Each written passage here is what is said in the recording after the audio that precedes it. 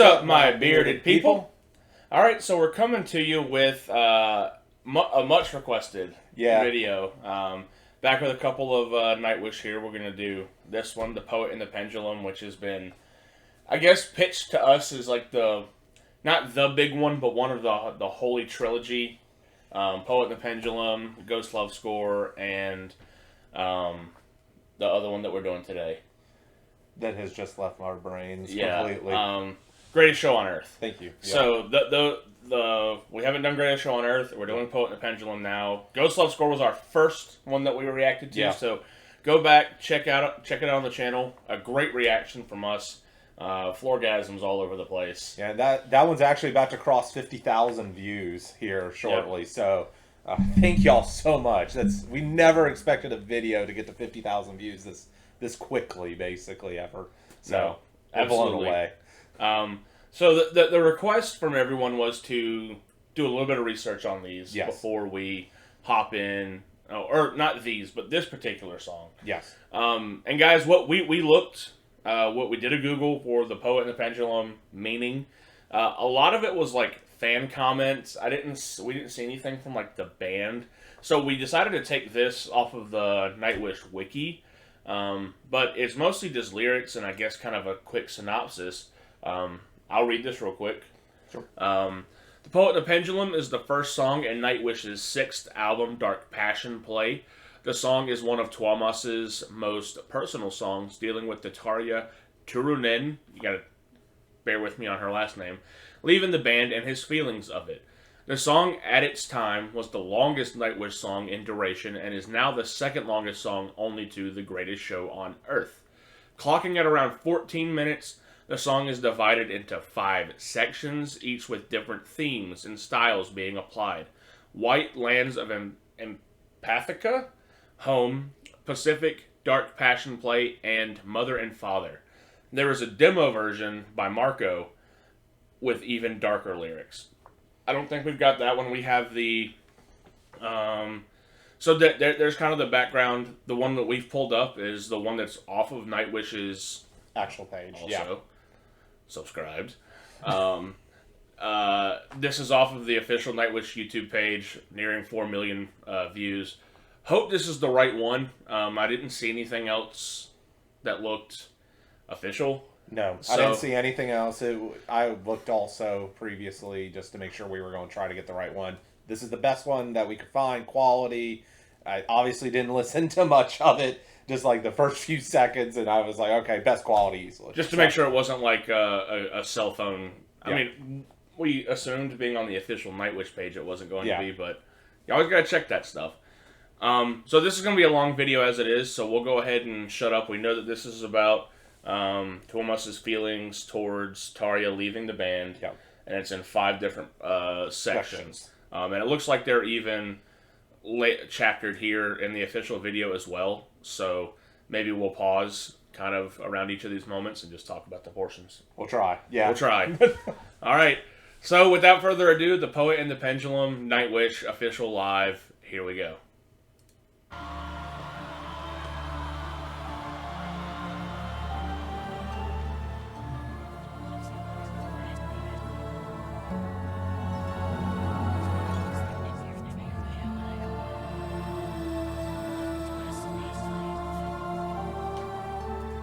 One second, guys. There's actually lyrics on here. I'm just going to put them on my bottom screen here so that Derek and I can maybe see them.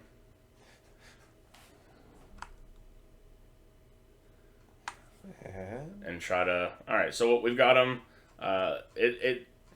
Obviously, it looks like just a very, very, very long poem in how the words are situated here. So, if you hear me scrolling, that's what's happening. They see me scrolling. All right.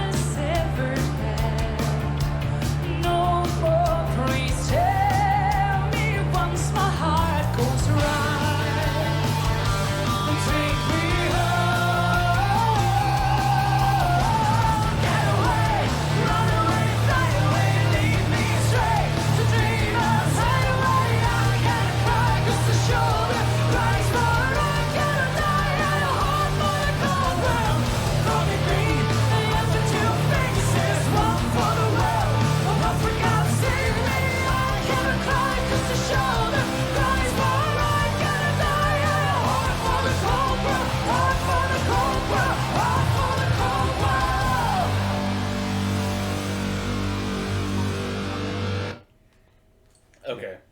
So we flew through the first part just like that. yeah, the first part I couldn't tell if what was being said were the lyrics that were here because it was kind of faint. Yeah. I could hear like a child. Yeah. I want to say kind of like whispering. The first part, the songwriter's dead. The blade fell upon him, taking him to the white lands of Empathica, basically.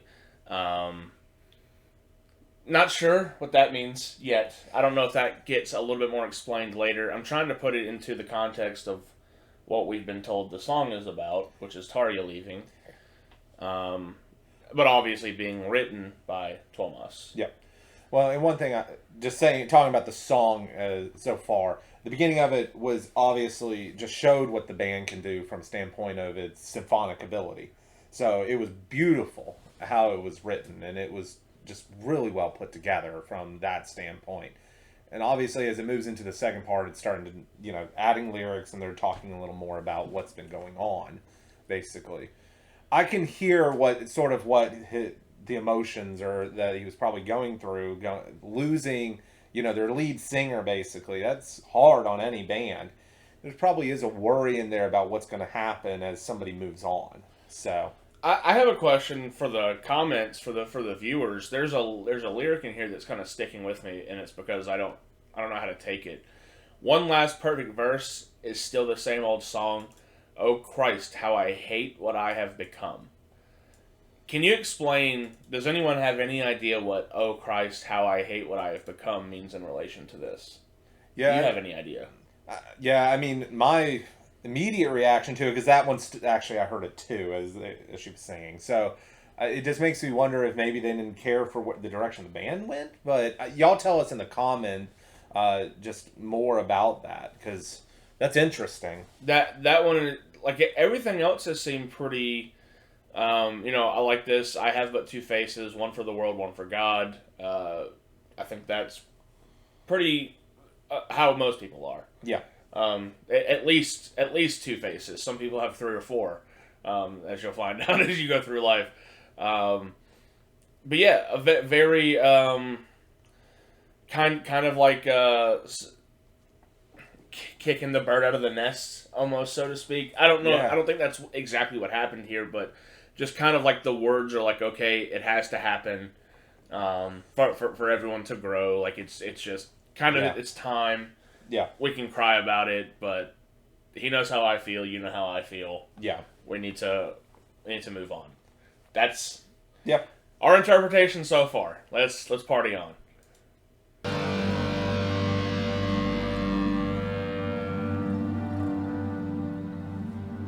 Part 3 is called The Pacific. The water in the background.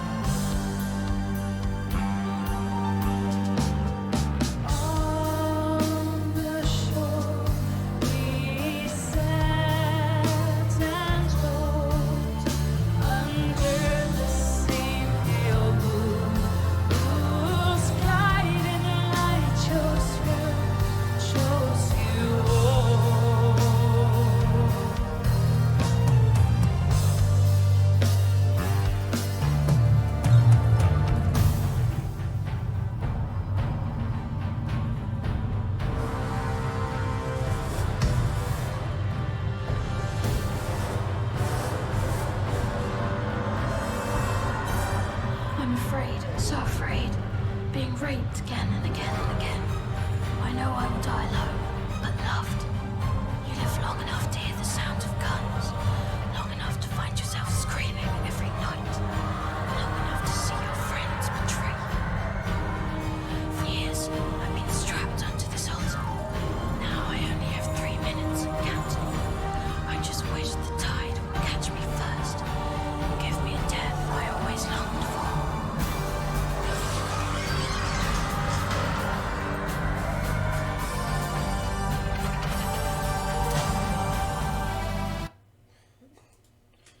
All right, so that was almost like 2 parts in and of itself. Yeah. With like the very calming visuals of the beginning of being shoreside. As he said, on the shore we sat and hoped under the same pale moon. Just kind of gives you like that, full moon, clear sky on a beach with the waves crashing type of feel to it. Yeah. And then to move straight into the poem that was read. It got a little bit darker. Yeah, that was quite something there, the poem. I wasn't expecting that.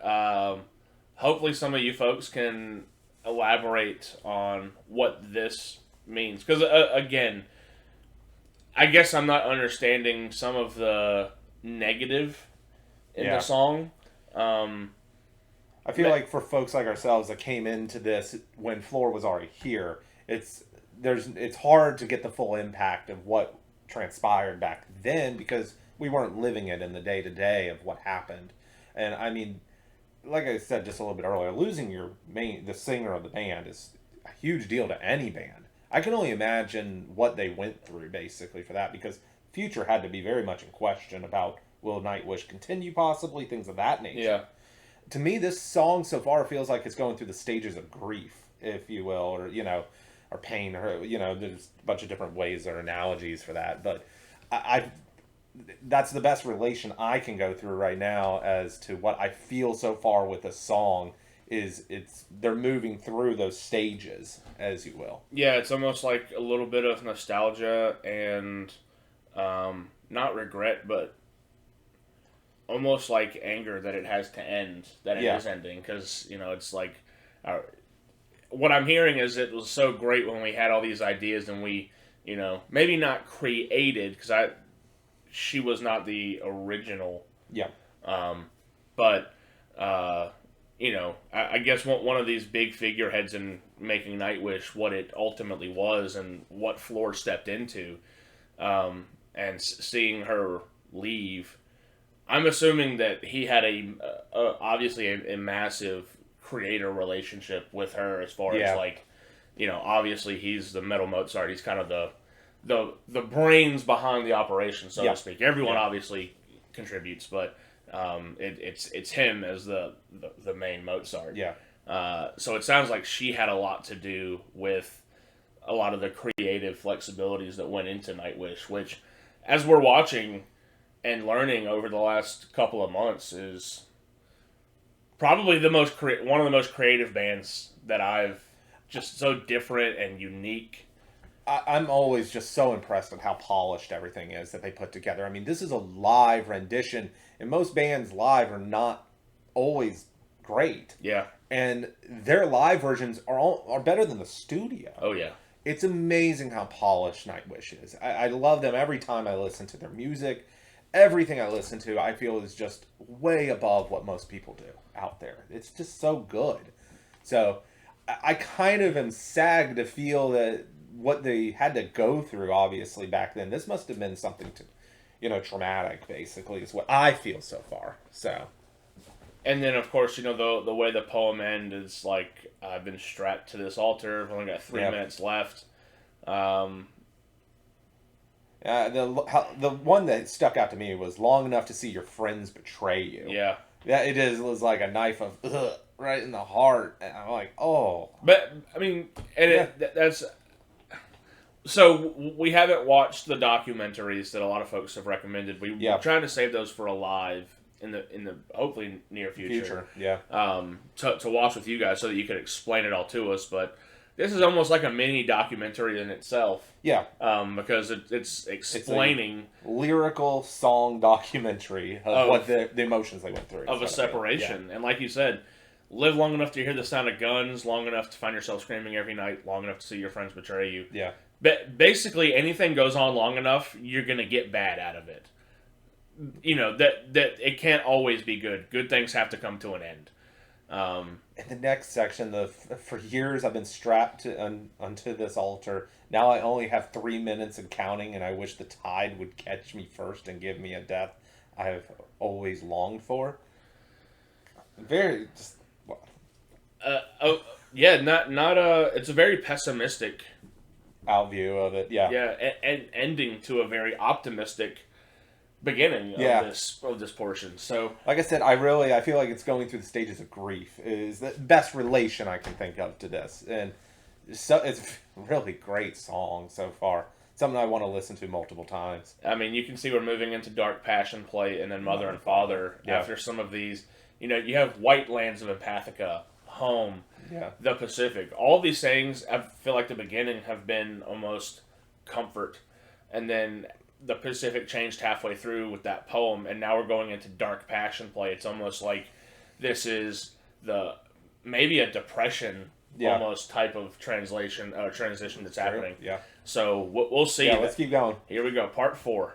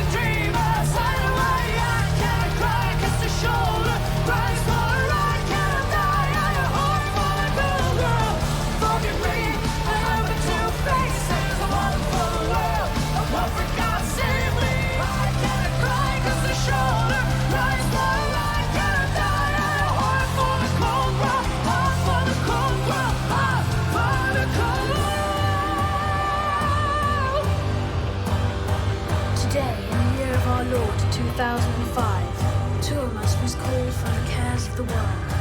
Stopped crying at the end of each beautiful day.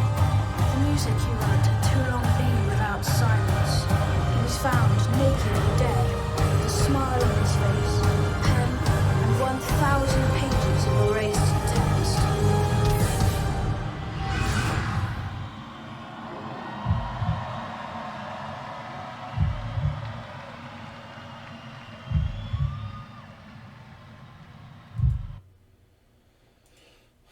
Okay. Wow. First off, love any video where Marco comes out. Yeah, I was going to say, I love when he sings. It's great. As much as I love Floor, I think Marco is my favorite member of the band. Yeah. Just because, I mean, dude's in every video. Yep. Every single video. And he is a a freak of nature in the best way. Yep. He can sing. And he's got Right. he's got the beard relation. the face yeah. hair. Yeah. I don't really know what to say about the fourth part. To me, it's the moving past it, basically, is where this has moved into, to me. There's yeah. I just highlighted a lyric here. Everyone must bury their own. Yeah. I almost feel like if there's a lyric in here that explains everything, it's almost that. Yeah. Everyone must bury their own. It's like it kind of like what I was saying. All good things must come to an end. Yeah. Like for every beginning, there's an ending, and Yeah. it's just kind of an acceptance. He didn't seem particularly happy about the ending. No. But it's an acceptance that just gotta move on. Yep. Yeah, and then to me, as of course the song moves through and gets towards some of the later parts, it's, hey, we got to wake up from this, we got to move on from this, and we got to move. We got to keep going, basically. I cannot cry because the shoulder cries more. Yeah. It doesn't have a shoulder to cry on because the person whose shoulder he would cry on is crying more than he is. Mm-hmm. That's how I take that. As much as he wants to cry, he understands that Tarja probably feels even worse because she's out of the band. Yeah. At least he's still in it. Yep. She's just out of it. Wow. Even if we're breaking this down wrong, it still hits hard. Yeah, no matter. It's a good point. Yeah, I mean, the lyrics are just, they hit you in the heart, basically. It's amazing. I think everyone's gone through something like this. Yeah. Maybe not with a symphonic metal mega band, but, with, a parent, a friend, a mentor, a passion project in your own life that you just had to give up on. Maybe you had kids or had a family or had to move or lost a job, just... Mm-hmm. It encapsulates what I think all of us go through in life, which is loss. Yep. Yeah, and it's something that's so obviously near and dear to their heart. They're passionate about Nightwish. Somebody who isn't passionate wouldn't do something that's amazing, basically. So clearly, they just love this. They live it. And I can't imagine, like I said, what they went through all of this. It had to tear them apart. And to me, this section is clearly them moving on now. And they're awakening and realizing, hey, it's time to keep going. It's time to find that different direction. Or maybe go back to their roots based off some of the later lyrics here. Or go back to what they really, truly wanted to do. Something along those lines. Yeah, that's a great point. We will see in the last 3 minutes or so here. He was found naked and dead with a smile on his face and a pen. 1,000 pages of erased text. Save me. Well, let's keep going. Last section. Tomas went on a bender. I don't want it to end though. Here we go. Mother and father. Wow, completely different. It truly has been 5 parts. Yeah.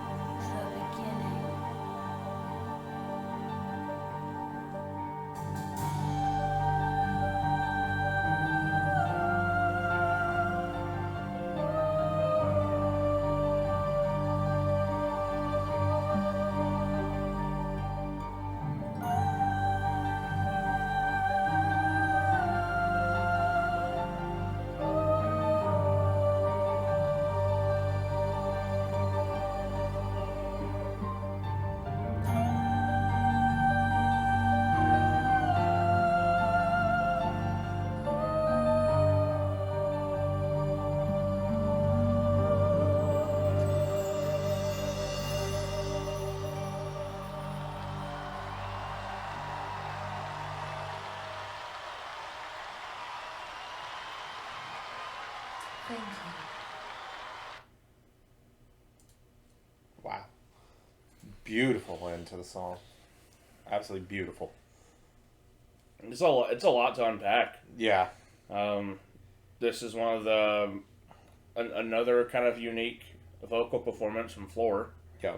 with a very just not a lot of heavy lyrics for her. Big portions were almost her having like her own siren song in that Pacific section where she's like, almost just picture her like on the front of the ship. Yeah. Singing, and then this last section too, kind of in the same way, just a very, very clear, pure, high voice. One thing that I noticed throughout the concert for this song, something that I thought was interesting, Flora was never on stage when she wasn't singing into that last section. To me, there's some symbolic there, but I'm not sure. Maybe I'm reading too much into it. But I feel like in the beginning of the song, it was the band moving through what they were going through. And then, of course, this last section is clearly about them awakening into sort of what they were becoming. And she was there for all of that. And she stayed on the stage for that. It's interesting having another singer sing this. Yeah. Like, it just seems... I don't know. I'm still... Like, in my head, I'm still trying to situate that. Because it's not... It's like it's coming from Floor. Yeah. But it's not coming from Floor. Yeah. This isn't from her. She's just a vessel for the words. Yeah. Of Tomas. But it's just kind of... It's weird. This song, because it's basically 5 songs in one, moving through a transition period. There's a lot to this song, and it's so complex. There's not a lot of songs out there that are like this. I can't think of one just off the top of my head. And just like that's built like this. It's beautifully done. It's very impactful and emotional. It literally, you can feel the emotion just bleeding out of the song, basically. And it's as somebody who likes Nightwish, I can say how, and we obviously love them. Yeah.